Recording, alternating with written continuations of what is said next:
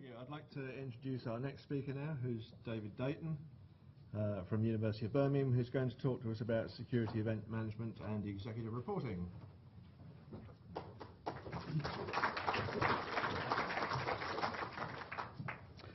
Hello everyone, so I hope this will be of interest.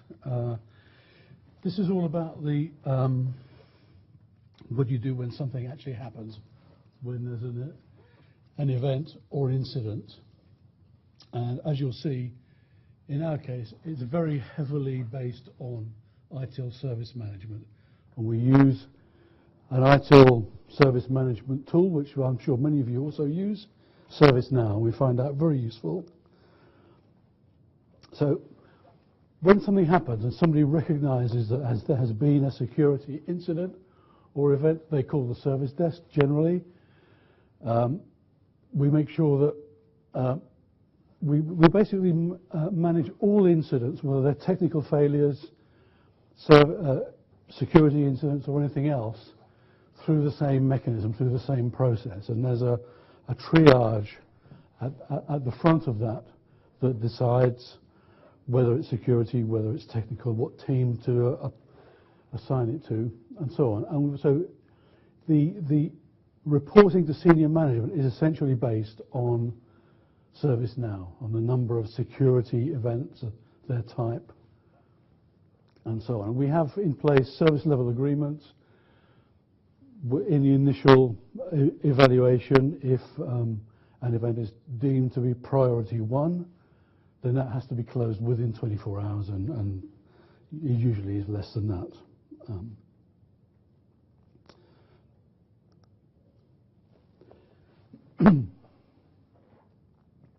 So we collect incidents are reported through various mechanisms, and including from the security team themselves, if they see something occurring using one of their tools, like the SIEM, for example, they will go through the same loop.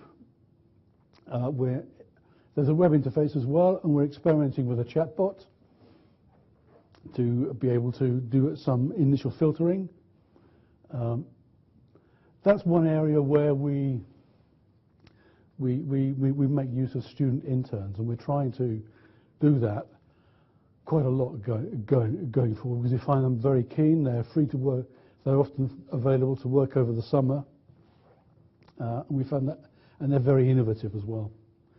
So the initial triage, generally speaking, an information security event is assigned to the IT security team, which is part of my group.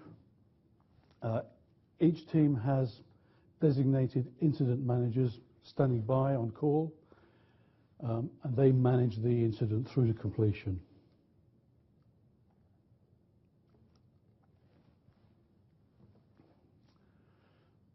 Some incidents are confidential. They may involve staff or students. Maybe there's a possibility of disciplinary action.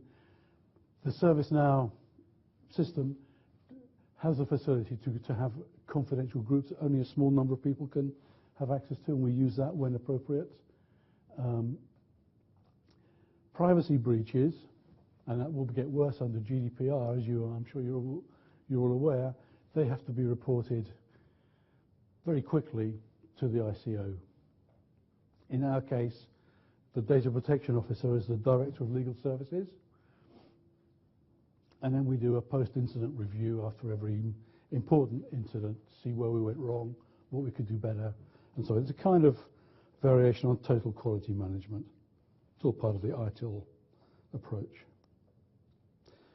So this is basically an overview of our incident management process.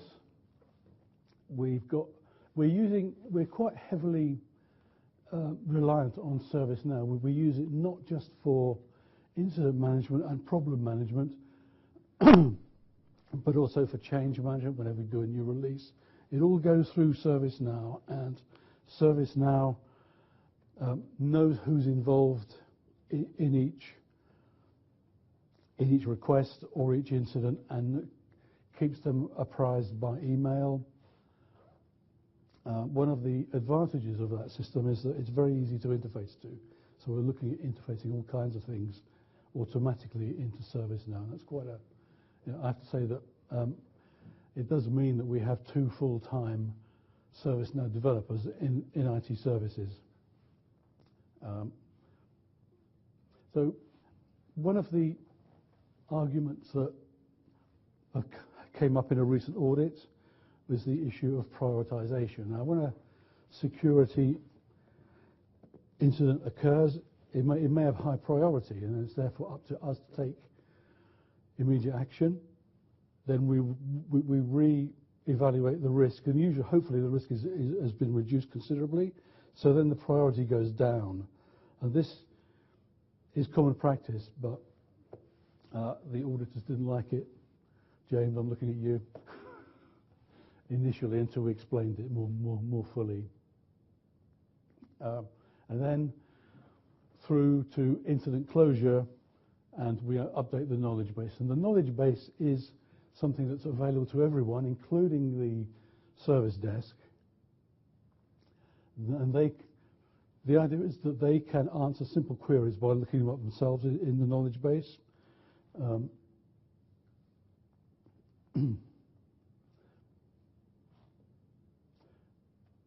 And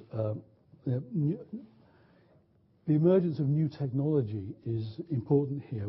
As I mentioned chatbots. We're looking at the experimenting with opportunities to use AI in machine learning, and that opens some quite interesting possibilities.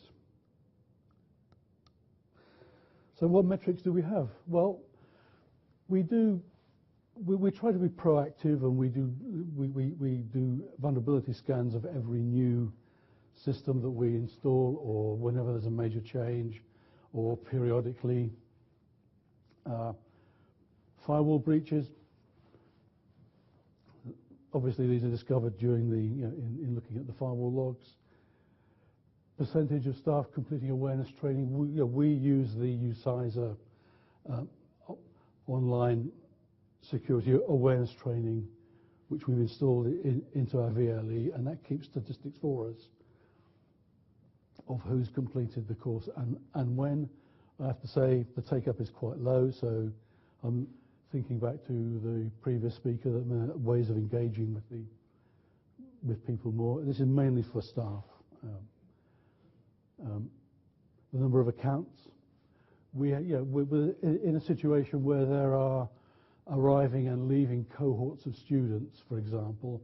You find there can be a mismatch between the number of active accounts and the number of people physically at the university. So all of these, and there are more, we're looking to refine and develop this as we go forward, but it's mostly manual. The only automated part of it really is the statistics that come out of ServiceNow, where we record security incidents, time to resolution, that sort of thing. As far as reporting is concerned, we have a system whereby every department, including IT services, produces monthly KPIs or KPTs, which are made available to senior management. Some of that is automated, as I said, from ServiceNow, and also from the Mail Hub. It seems that, although, in my opinion, email is I would say, a declining service, it's become more important over time as a vector for attacks. And we've been flooded recently with spam phishing attacks, and we did a simulated phishing attack last year, and we found it was a very well done phishing attack, well crafted, with none of the usual spelling, grammar, and other mistakes that you often see. But we found they're taking 1,000 users across the university at random, there was a 28% hit rate, which is way too high. And this is very difficult to get across. And we've recently implemented a mechanism to remove the display name from most incoming emails so that people can actually see the real from email address. And that seems to help a bit because it highlights cases where the sender is not a sender that makes sense or that is you would normally expect to receive a certain kind of email from.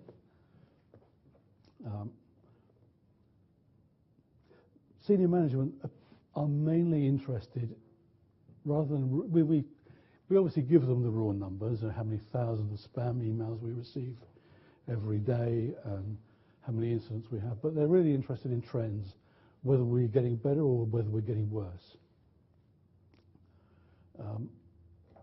Some of the KPIs come from the, well, as I mentioned, the Mail Hub, but we do vulnerability scans.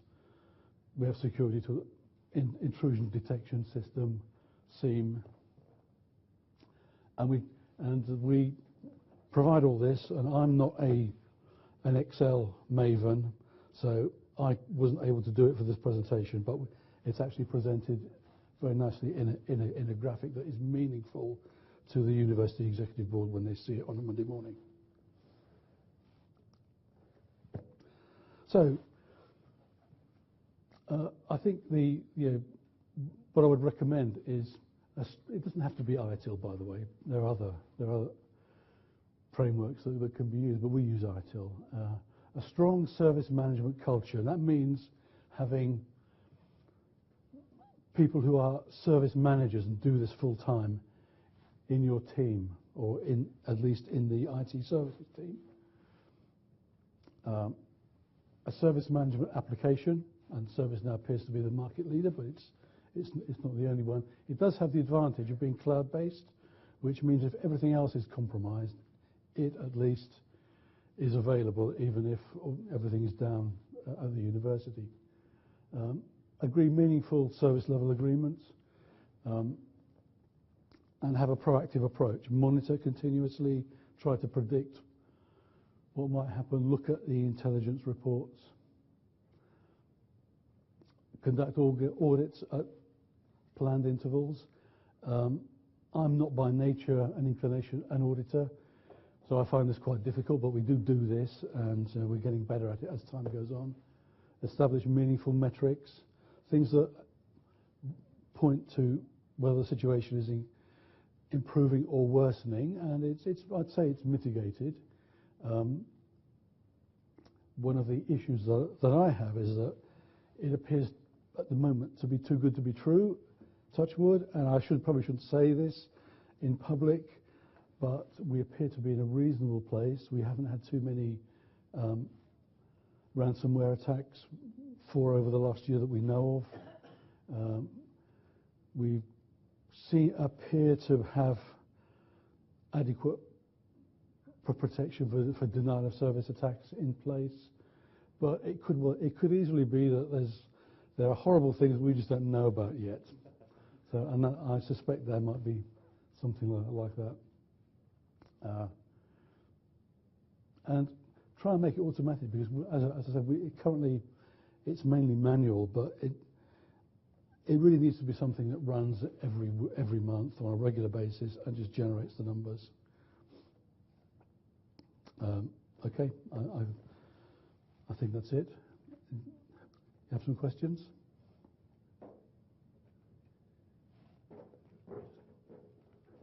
I'll just coordinate this if that's okay. Thank you very much, David. I must admit, I have to say, when you mentioned that percentage of returns you got in that simulated, It's frightening, isn't it? Yeah. A little in my chair there. And I just want to ask, if this is not an abuse of the microphone, how many people are routinely actually carrying out simulated phishing attacks on their staff and students? So there's maybe, I don't know, maybe 6, maybe 7. Obviously you guys are doing that. But that doesn't seem like something that we're just doing generally across the sector. So we're not really grasping how big a problem this is. And you've just said, in an institution like yours, almost a third of the people who you'd expect to be resistant to this kind of attack are responding. That's really quite horrendous. Oh my goodness. Oh, if the morning wasn't bad enough, now I really am concerned.